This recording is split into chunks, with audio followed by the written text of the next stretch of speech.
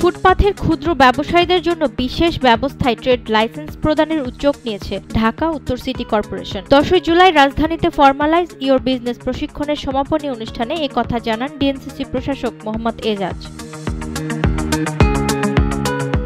SME foundation ও আন্তর্জাতিক শ্রম সংস্থার যৌথ আয়োজনে 3 দিন ব্যাপী অনুষ্ঠিত এই প্রশিক্ষণের মূল উদ্দেশ্য হল বিভিন্ন প্রান্তে থাকা অনানুষ্ঠানিকভাবে পরিচালিত খাবারের স্টল, কসমেটিক্স ও বিউটি পণ্য, পোশাক, ই-কমার্স ও প্ল্যাটফর্ম ভিত্তিক উদ্যোক্তাদের ব্যবসা বৈধকরণের প্রয়োজনীয়তা সম্পর্কে সচেতন করা এবং তাদের আইনি, আর্থিক ও প্রশাসনিক প্রক্রিয়ায় সক্ষম করে তোলা।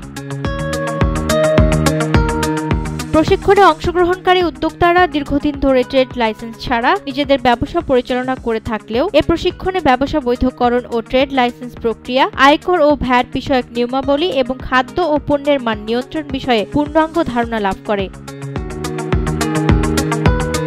প্রশাসক এজাজ বলেন, যে কোনো ব্যবসায়ী এসএমই ফাউন্ডেশনের মাধ্যমে ডিএনসিসির সহায়তা পেতে পারবেন। তিনি বলেন, আগারগাঁওকে মডেল এলাকা হিসেবে গড়ে তোলা হবে, যেখানে ক্ষুদ্র ও অনানুষ্ঠানিক ব্যবসায়ীদের বৈধকরণের বিশেষ ব্যবস্থা নেওয়া হবে। উল্লেখ্য, এর আগে গত এপ্রিলে এসএমই ফাউন্ডেশন ও ডিএনসিসি যৌথভাবে ঢাকা হাট স্থাপন, 1 লাখ হকার পুনর্বাসন, অস্থায়ী হলিডে মার্কেট এবং বিজনেস ইনকিউবেশন সেন্টার স্থাপনের বিষয়ে তারা একমত হয়েছিল। এসএমই ফাউন্ডেশন মনে করে এ ধরনের উদ্যোগ দেশের অর্থনীতিকে আরও সমৃদ্ধ করবে।